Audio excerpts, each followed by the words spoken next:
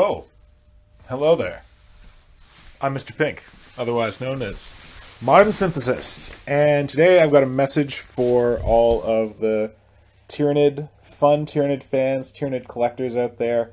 I am tired of your shit. What shit in specific? I'm talking about that shit where people complain about, oh, it's been 8 years since we got a new Tyranid model. Wah! And then finally we got a new Tyranid model, Parasite of Mortrex. That's awesome. Oh, we only got one model. Wah! And honestly, I'm tired of people saying this because I think that people don't realize how good we've got it as Tyranid artists, Tyranid collectors, whatever. So the goal here for this video is to just remind you to count your blessings and be careful what you wish for. So, first of all, let's talk about the state of the current Tyranid line. Yes, we're using Gaunts that were released in 2001. Yes, we're using monstrous creatures that came out in like 2012, whatever.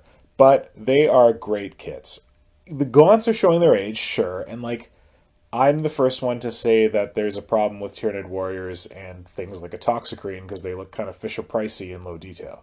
But the reality is that all of our kits are interoperable, that you can swap them. They're all ball joints. You can swap legs, arms, heads, weapons, back and forth between any of the plastic Tyranid kits.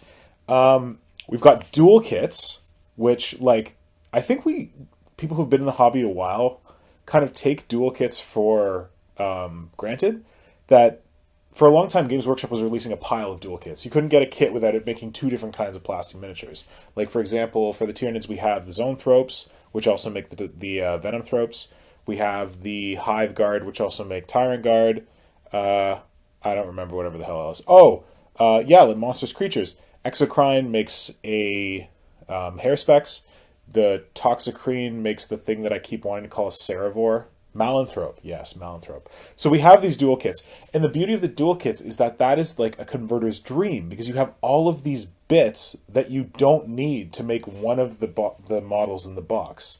So you could either do what the 3D printer dudes do, which is 3D print the key pieces you need to buy one box of Zoanthropes and also get a box of I hate them. I don't know what they're called. Venom Thropes out of it. Or you can do what the rest of us people do, which is like, I'm going to buy this for Zoanthropes because Zoanthropes are amazing. But then I'm going to take all the cool, I keep wanting to say Toxicrene, all the Venom Thrope bits and make something else cool out of them. So that is awesome that we have those kits that give you all those extra bits. Like, look at the Carnifex. That thing has, what, 8 heads? It only needs one! But every time you buy a Carnifex kit, you are getting piles and piles of heads. You're getting piles of Scything Talons. You're getting piles of weapons. You're getting those awesome back Carapace plates. Like, this is a dream for anyone who's converting. So that's one of our blessings, that we have, in our current line, we get all kinds of bits. Crazy amounts of bits. I've got a giant box over there full of just Tyranid crap. Yeah, and though people complain that we have, like, there are models in our line that are Finecast or whatever, there are so few. Like, the Lictor is a glaring example, because Lictors are a really cool model. Apparently they have shit rules, maybe they're getting better. But it'd be cool to have that in plastic, certainly. But, like, what other Finecast models do we have? We have the Red Terror, not even a thing anymore in the new Codex. We have the Pyrovore and the Biovore. And as much as I love me a second edition Biovore and want Tyranid artillery to be a thing, they're basically jokes. I feel like no one really cares about the Pyrovore or the Biovore.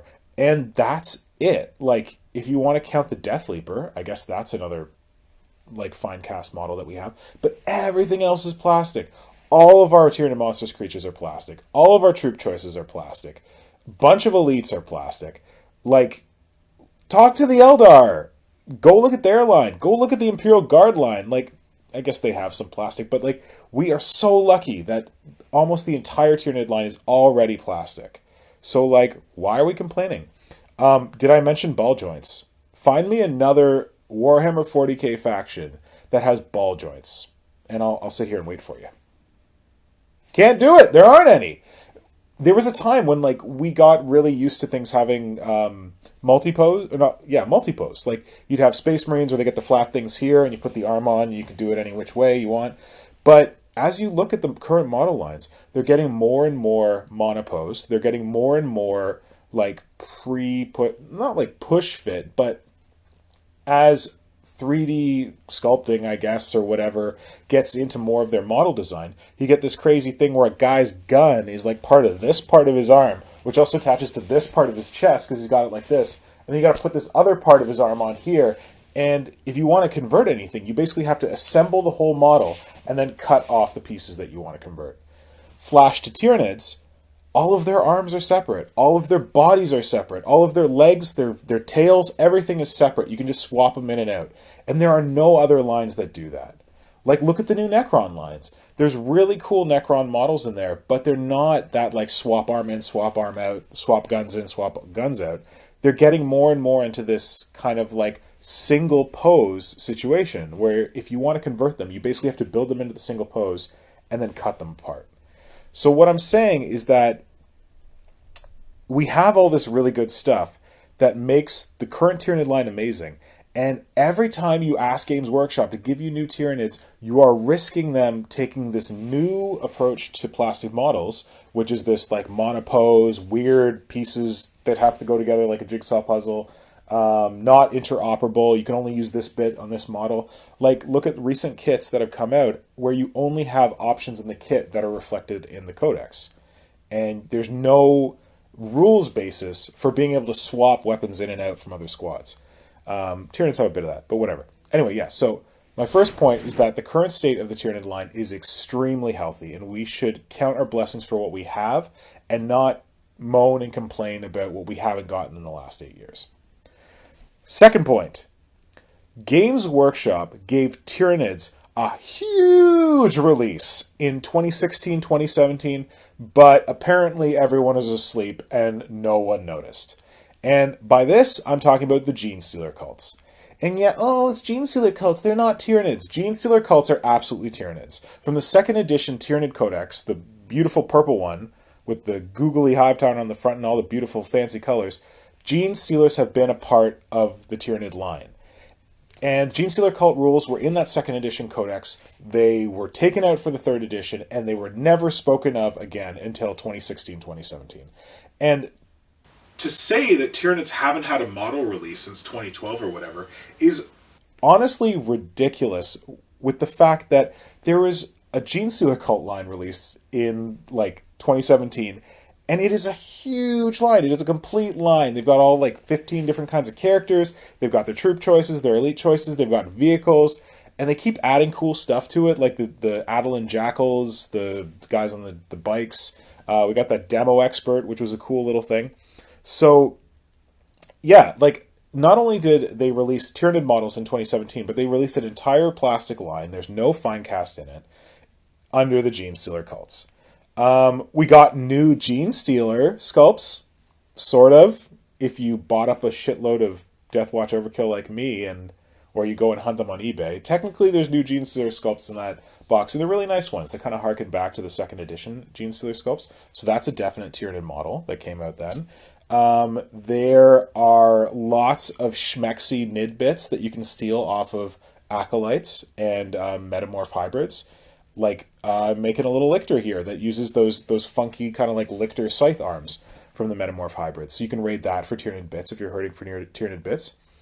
And honestly, when I think about the Gene Stealer cult release, this is a release that never should have happened. Not in a million years was I expecting Games Workshop to release a Gene Stealer cult. And then they did!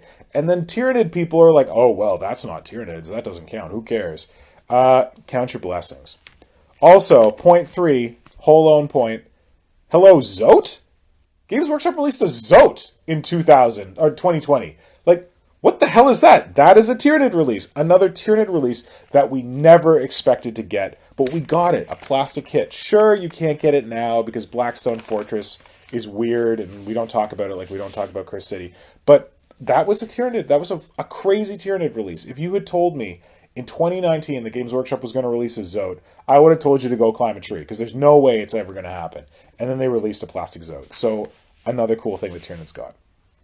And yeah, I've kind of mentioned this before, but what I really want Tyranid people to think about when they're saying things like, "Wah, we haven't gotten a model in 8 years. Wah, I want Games Workshop to redo the Tyranid line," is to be careful what you wish for. I kind of touched on this in the first point, but if Games Workshop were to go in and redo the Tyranid line, here's what you're going to get.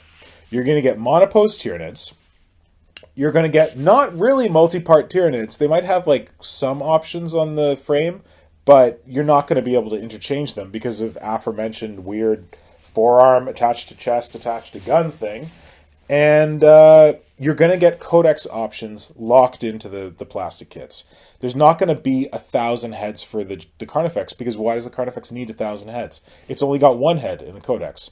So let's just lock in exactly what the Codex Options are, and that's it. And you're going to get a boring Tyranid line that isn't a converter's dream. And that's really what I want to get down to in this, is that the current Tyranid line, the current plastic line with whatever models from 2001 that we have, is honestly fertile ground for anyone who's just like kind of starting into the hobby and wants to experiment with conversion. There's a reason that you see so many people doing crazy stuff like Thrifty Squirrel on Instagram, like Tactical D-Bag, like, God, I can't remember everyone right now, but there are so many Tyranid artists on Instagram who are doing really amazing things. And it's honestly because you have all of these bits that work together. You can swap them in, swap them out, and it's still a Tyranid. And I honestly think that if everyone gets their wish, and if Games Workshop were to tell us next month that they're dumping all the Tyranid models and they're redoing them, you're going to be real sad that that happened. So what you should do, are you sad about not getting any new Tyranid models? Honestly, go out and get some bits. Go to a bits order site, get them cheap, go on eBay, buy them from people who are belly aching because there hasn't been any models in 8 years, and just like take another look at the sprues that we have and think about what you can do with them. Because honestly, I've really had a kind of rebirth when it comes to Tyranids in recent times, last couple of years, and I'm looking at all of our existing kits again and just finding new things to do with them and creating cool new models. Like, I had been asleep on the Hive Tyrant kit. I swear to you. I had Hive Tyrant kits. I had them in a box over there. I hadn't gone and done much with them. And I just like dug out the sprue and I just looked at it. I'm like, this is amazing. There's so much good shit in here. Again, dual kit, flying Hive Tyrant, walking Hive Tyrant. I'm just going to leave you with this gift. Go to the Hive Tyrant sprue. Take out the wings. Don't use them as wings. Cut off the membranes. And just use the crazy long, spindly Hive Tyrant arms that are supposed to mount the wings. Instant Dimacron. Take those things, slap it on like a kind of modified Tyrannifex. You got crazy Dimacron arms. Like, there's so much good shit in the Tyranid line, and you just need to take the time to dive back into the line to see all the goodness in there. And at the end of the day, what I want you to do is I want you to go on Reddit and Instagram and Twitter and all that and say, thank you, Games Workshop, for not redoing the Tyranid line. May we please have another 8 years of no models, because what we've got now is so great and I don't want to mess it up. That's me. Hope you enjoyed it. Let me know in the comments below how you feel about the Tyranid line. What you appreciate about it. I want to hear what you appreciate about it. I don't care what you don't like about it, because everyone's talked about that enough. And let other people know, like, what is a Tyranid kit that you've taken another look at recently that has really surprised you and that you've been blown away by the options that were there the whole time that you missed. Because like I said, Hive Tyrant, another one, Harpy. Go check that out. That's my other piece of homework for you. Go check out the Harpy Harridan or whatever the heck kit it is and just revel in all the cool little bits there. Because like I said, there's so much life left in the Tyranid line, you just got to go find it. So go make some cool Tyranids and show them to me. Thanks!